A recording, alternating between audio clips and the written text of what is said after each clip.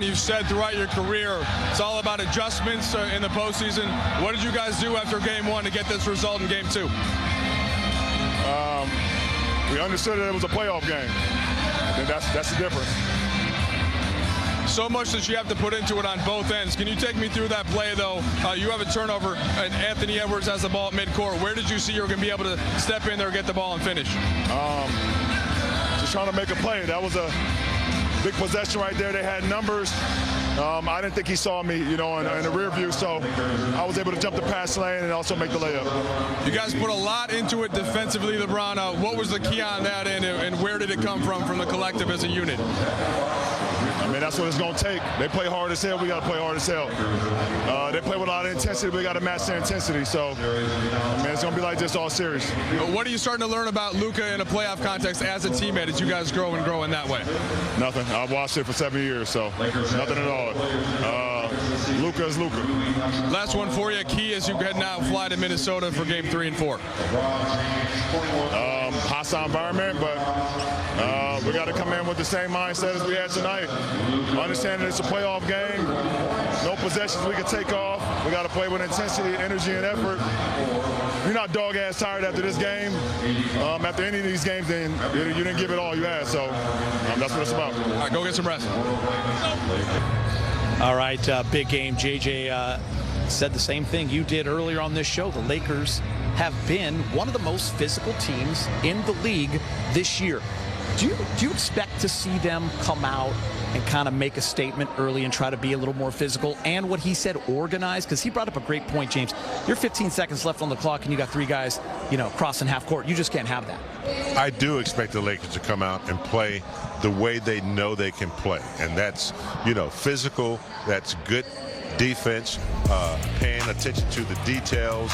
When they do that, and when they get multiple people involved, more predictable, get some fast breaks going, steals, things of that nature. When Vanderbilt and Finney-Smith and those guys are active hands on the defensive end, getting in front of people, not giving, straight line layups, uncontested shots. So many uncontested shots. That's unlike the Lakers. And I'm just going to, give it to game 1 of a 7-game series.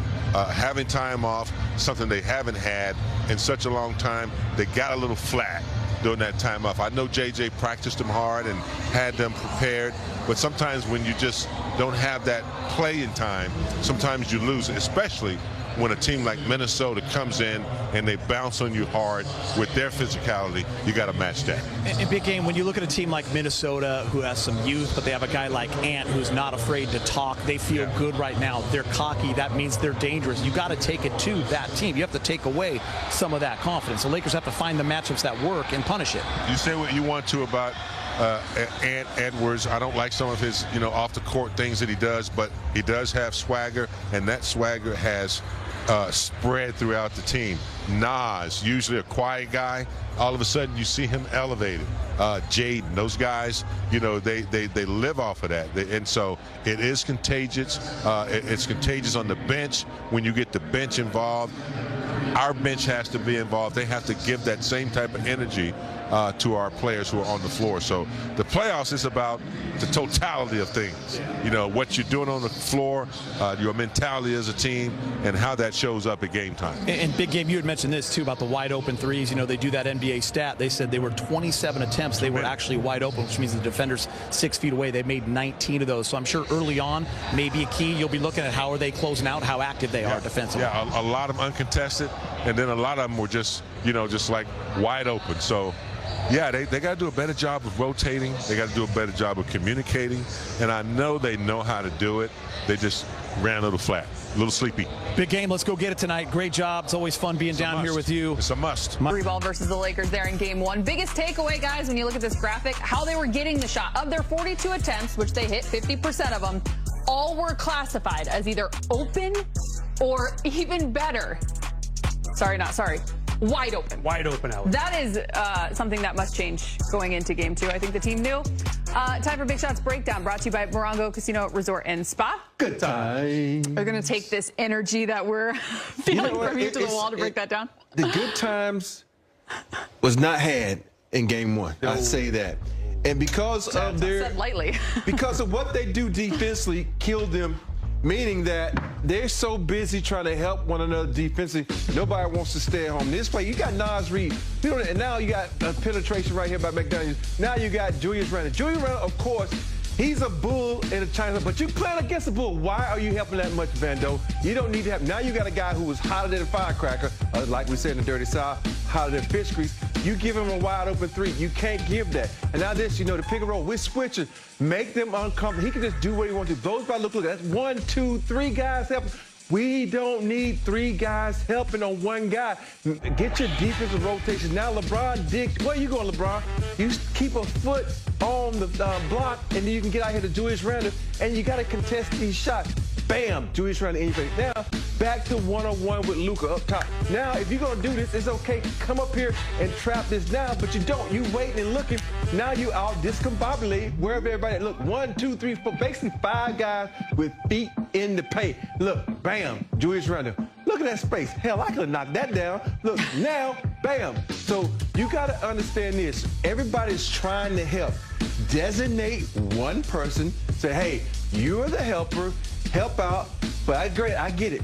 Defense is a team-oriented thing sometimes. But in this game 1, they help way too much, Allie Clifton. Great breakdown there, and I'm glad that you channeled your emotions. I expected a little bit more anger, but it was about keel. to. I didn't want to, though. Yeah, even kill. I can feel it. Maybe you'll save it for the postgame in a better way. Julius Randle, by the way, 41% versus the Lakers in 4 meetings this season. It wasn't just Julius, though, Brez, as we know. It was everyone hitting the 3-ball. 50% they were from downtown. How about Jaden McDaniels? Not only was he 11 of 13 from the floor, he was 3 of 3. Just 11% from deep was Jaden in the month of April. I mean, he had a really good mid-season, I would say. Bunch of injuries for the Timberwolves forced him to be a scorer, Rob, and he responded well. But then he started to roll down a little bit, going back into just a defense-only kind of guy. And Allie, I didn't realize he was that poor from behind the arc in April. I knew he didn't have many great games. But, yeah, he found his stroke quickly. And Julius Randle, to me, is the X factor in this series. All right, Rob? Look, he can't be a little inefficient with the ball. He was very inefficient with the ball the other night. 7 turnovers. Lord, he was nice. I was shooting 3. I mean, if you're Julius Randle, you hit 50% or better from three-point range, you will take that all day, every day. Bottom line, the Lakers, who've been doing well as far as being close or beating teams in total points behind the arc on a game-by-game basis, they slid back to what they were really the last several years, not being a good three-point shooting team and continually getting outscored behind the arc by the opponent. See, for me, these are one of the reasons when you end the season where you not playing guys and you taking this time off, little things that have been rearing their ugly head and you don't correct them in game situations. Everybody know, we practice. Practice and games aren't the same thing.